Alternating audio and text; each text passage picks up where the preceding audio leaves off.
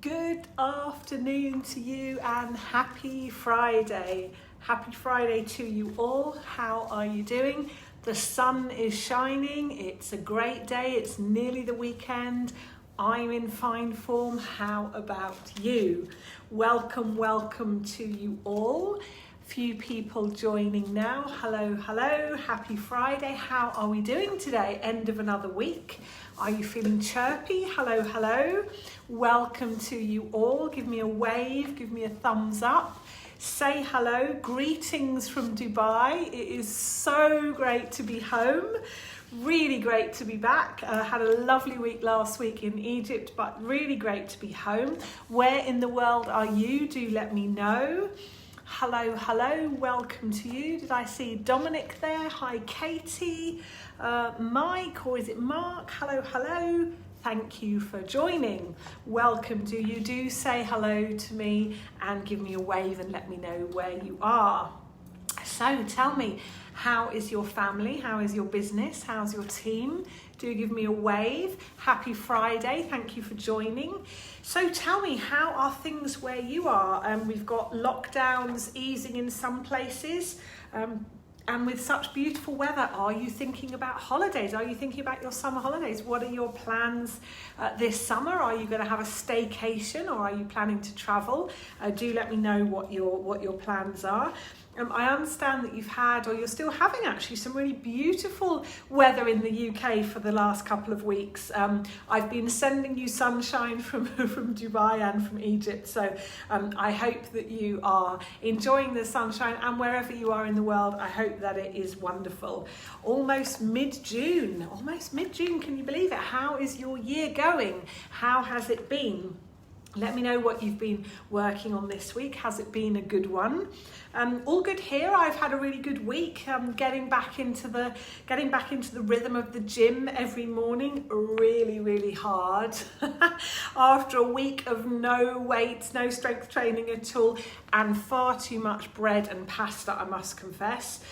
It's just lovely to be home and lovely to be able to eat my own food again, sleep in my own bed, my own rhythm. So yeah, it's always nice to go away. I love to travel, but it is really great to be back home as well. So my husband and I actually calculated that in the last year we've been to 5 different countries and been on 17 flights and had 8 different COVID tests. So I guess at heart I'm a bit of a restless soul. This week I also held workshop 3 of my people management workshops, where we covered objectives, compensation, and also managing performance. I also attended the kickoff of the Royal Academy of Engineering's Fast Forward programme, where I will be one of the mentors and running 2 workshops on people and culture. So yeah, it's been a really good week actually. Lots of new joiners to this community. Welcome to you all. I am really passionate about serving each and every one of you and giving you lots of great value, not just in these weekly lives from wherever I am in the world, but also in our weekly Ask Me Anything slots, 3 p.m. UK time every Monday. I really want you to know that you are not alone. So, how are you? How are you doing this week? I hope that you and your business are thriving. If you're not, then that's okay. Please let me know what support you need. As I say, you are not alone. I can see that several of you have booked in a clarity call next week. I'm looking forward to speaking with you. If you would like to get past your blockers, take that next step in your business, then do book in a call with me and let's get you a dose of clarity. I free up a few slots each week in my calendar to make available for these absolutely free calls, so do grab yours now. You'll find the link in the pinned post at the top of this group. So quite enough chit chat, let's get going. Welcome to my weekly live on Friday at 12 noon UK time, where we talk about how you can simplify, grow and enjoy your business. Whether you are just starting out or you're several years in, whether you want to build a nice lifestyle business or chase world domination, then I am here to support your journey. Last week we were looking at perspective. We talked about how to get that distance that you need and how to keep it, and I shared with you my tips on getting out of the echo chamber of your head. If you didn't get a chance to join me live last week, then you can find a recording in this group. All my lives are organised into guides: simplify, grow and enjoy your business. Everything is organised there so you can quickly find what it is that you need. So do let me know, where are you stuck? What questions do you have? What challenges are you facing? Today's live has been inspired by several coaching sessions that I've had over the last few weeks. Today we are talking about the stories we tell ourselves. A really great topic, and I'm excited to share my thoughts on this with you today and hear some of your experiences and your thoughts as well. So shall we get going? Have you ever noticed the narratives that run in your head? Those things that you tell yourself about yourself that maybe you would never say out loud? The question that I want to ask today is, how true are they? How true are those stories that you run in your head? So much of what is going on in our brains is below the surface, but it really does have a huge impact in terms of how we feel about ourselves and, of course, our businesses. Confidence is really key in business, so let's make sure that we're not making things harder for ourselves. As always, today's live is designed to give you some things to think about, but also some action that you can take today. I'm going to share with you some thoughts on negative head talk, and also my 7 golden rules for changing your narrative. Sound good? Let's get started then, shall we? Okay. So scientists at Yale University followed a group of adults for 20 years to uncover the secret to a long life. And what they discovered was absolutely groundbreaking. People who had a positive view of aging in midlife lived an average of 7.6 years longer than those who had a negative view. In other words, if you say, I think getting older is going to be great, you are likely to live 7.6 years longer than your friend who says, I think getting old is going to be rubbish. Hundreds of research studies have proved the life-changing magic of a productive story. Are you going to start your new business? Is your marriage going to make it through a rough patch? Is your company going to hit its projections for the year? Is your team going to be able to step up and manage without so much of your time? The single biggest predictor of all these events is not the facts of your situation, but the story that you tell. The bad news is that negative stories are all around us, right? In the media, there's the poor me brigade, the victim brigade, the stuff in our unconscious that pops up every now and then when we least expect it. The good news is that we have the power to change our own narrative. We have the power to tell ourselves different stories. And the really great news is that it's actually not as hard as you might fear. Small shifts in mindset can start a chain reaction of really, really profound changes. And I've seen this many, many times over the years. A dear friend of mine recently hit rock bottom in her relationship. She feared that it was going to end and she was full of anxiety. She had a chance conversation with someone who mentioned codependency to her. She started reading up on it. She does love a good book. She had a few flashing light bulb moments and a really good look in the mirror. The changes that have occurred in her life, goodness me, over the past few weeks have been nothing short of miraculous. Not only is her relationship undergoing profound positive change, she is also having major breakthroughs in her business. The clarity that she's getting is totally inspiring, and all because she changed the narrative. What she believes about herself has actually changed. Our personal narratives are the stories that we tell about ourselves. Many of them are drawn from our histories, the way we grew up, the decisions that we made, the trajectories that our lives have taken, and many are also pieces of our self-perception and presentation, the way that we like to present ourselves. The things that you tell yourself about yourself, both silently and out loud, have a significant impact on what you believe. And our beliefs are the foundations of our behaviours. I hear all the time people saying things like, I'm not good with numbers, I can't sell, I'm too busy, lazy, stupid. And these things, they're kind of said in passing, almost without much attention paid to them. They're just said as if they're complete facts rather than a narrative that you're telling yourself. So as with so many of the things that I share with you every week, clarity is absolutely the key. It's really important to identify the ideas, the beliefs, the convictions that you are carrying so that you can change them. Okay, so my 7 golden rules for overcoming negative head talk. Number 1, stop consuming negativity. We all consume an absolutely terrifying amount of information every single day, and a lot of it is, quite frankly, negative rubbish.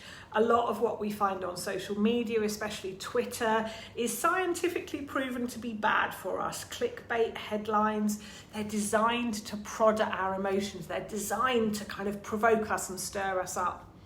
It's really the equivalent of eating junk food, lots and lots of calories with 0 nutritional value. It's addictive, it's destructive, and ultimately it is bad for our brains. If you want to improve the stories that you tell yourself, reduce the amount of crap that you're consuming.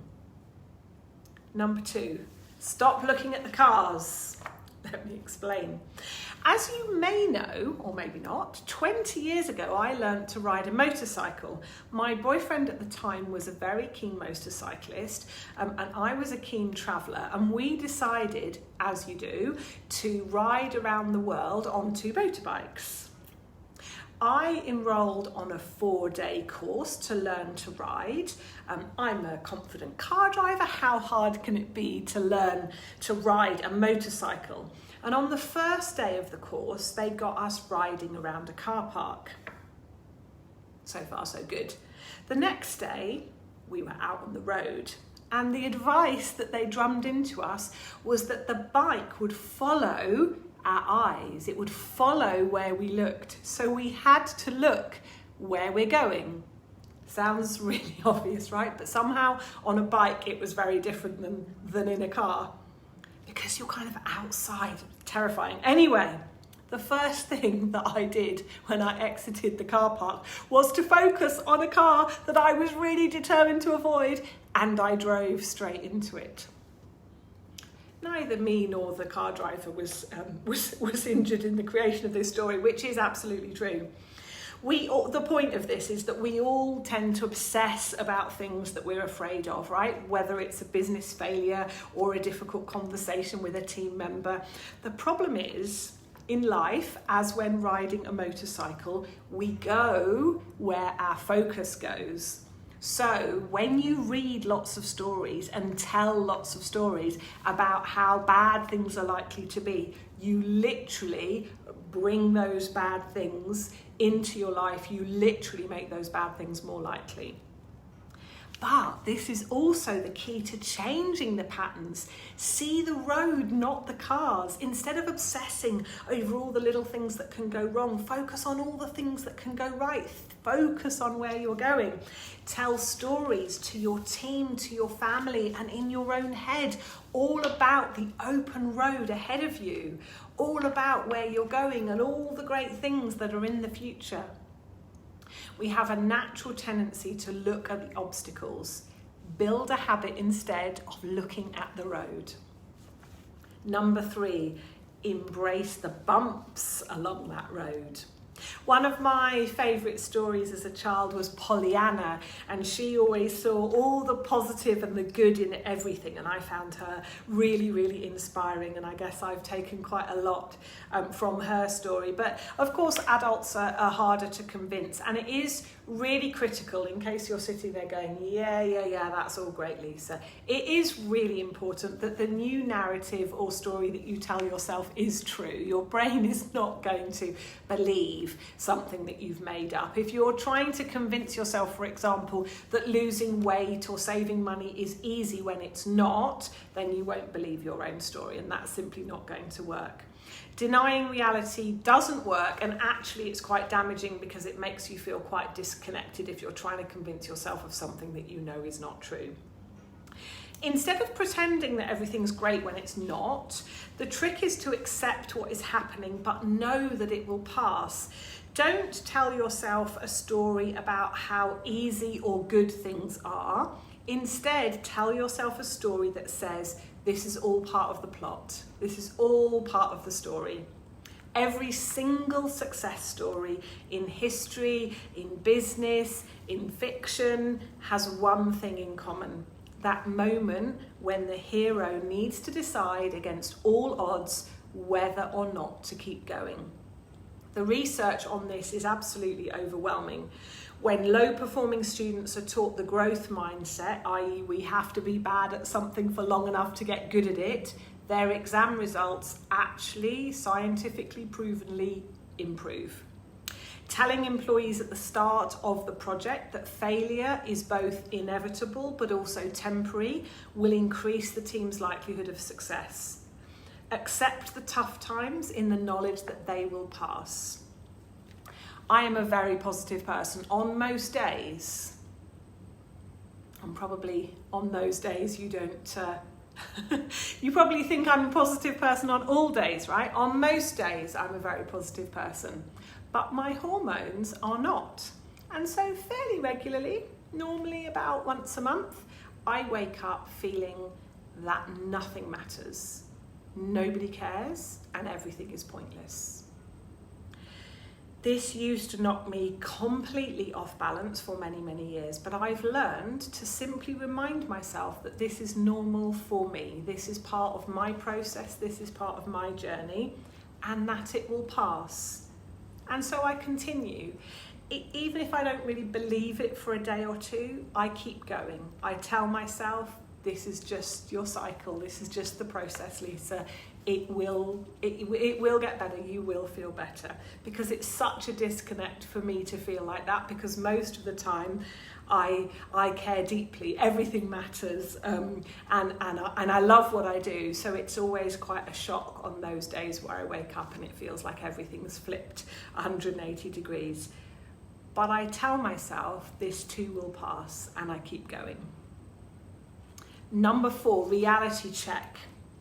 You might not be able to do advanced calculus in your head, but if you would stop telling yourself that you're crap with numbers just for a few seconds, then you probably could add those two nice round numbers together without using a calculator. Clinging to that excuse that you're crap with numbers has two dangerous consequences. First, it creates a compulsion to beat yourself up for something that really doesn't merit a self-flagellation session. And secondly, it prevents you from being able to do the exact thing that you would otherwise be able to do if you weren't so busy telling yourself that you couldn't do it. How much of a relief would it be to know that in fact you are capable, you are valuable, you are strong, and you are able to do the things that you want to do. Here's the thing, you already can, you just need to stop telling yourself you can't and start doing it.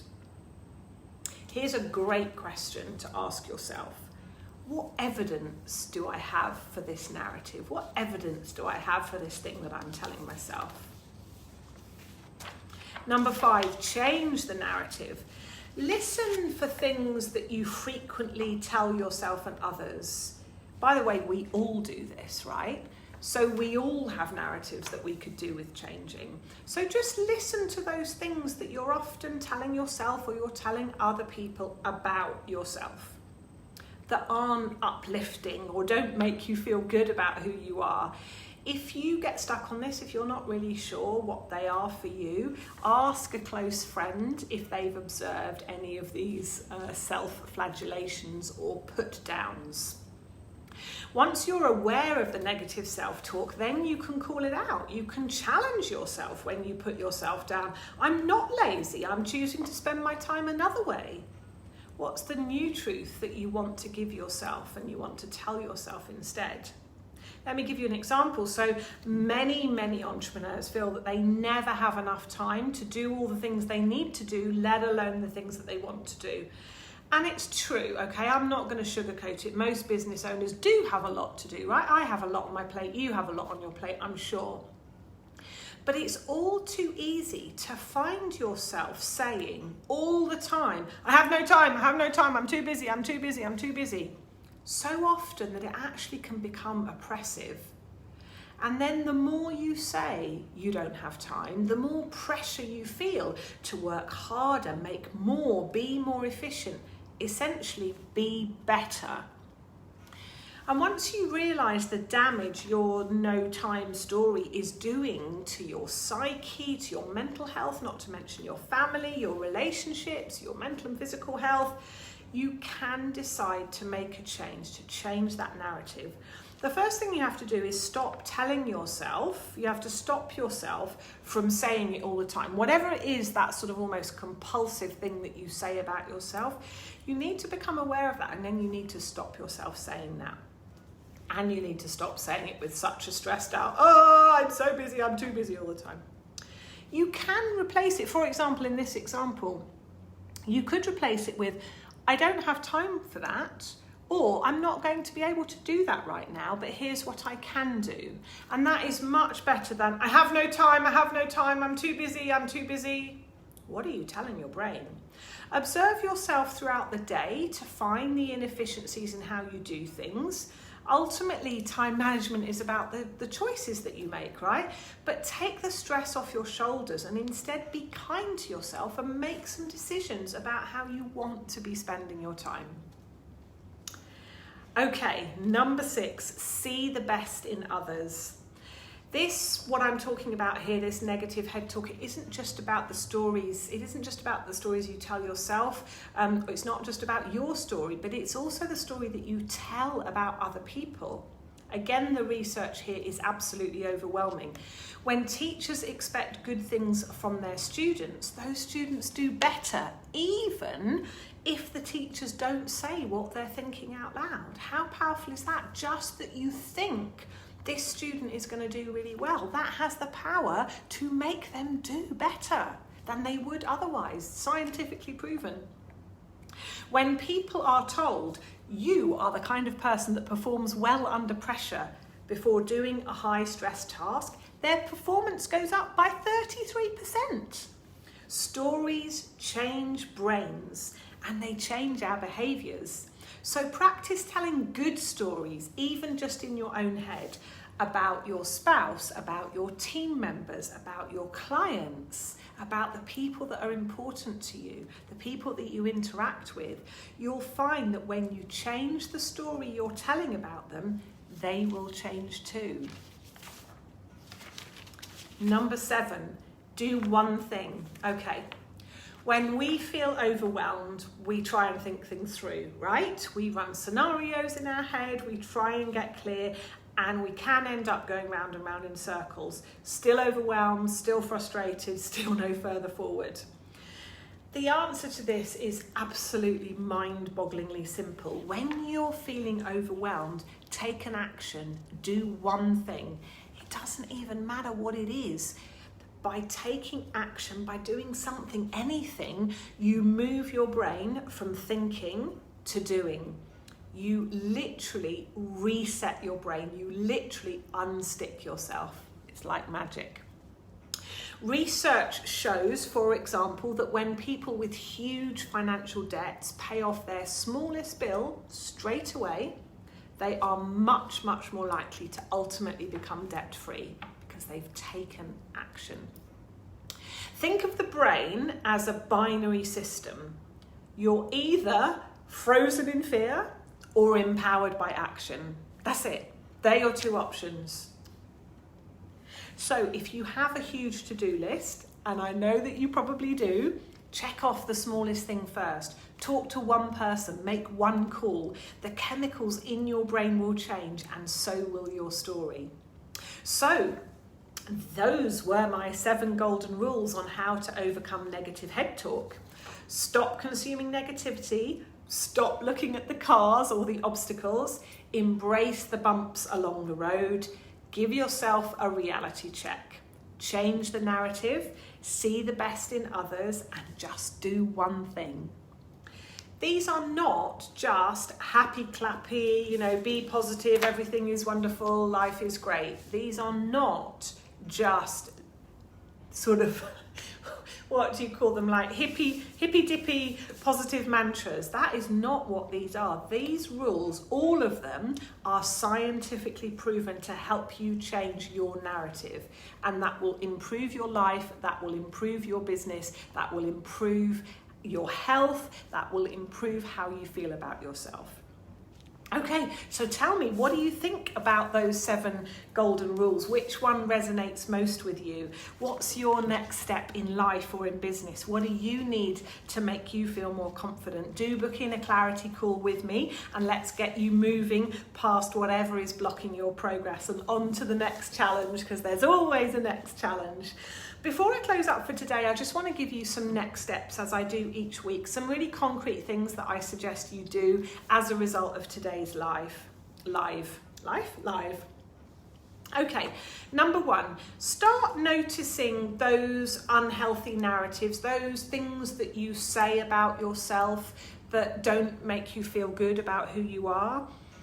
And by the way, we all have them, all of us. This is not something that you kind of fix and then you never have to think about it.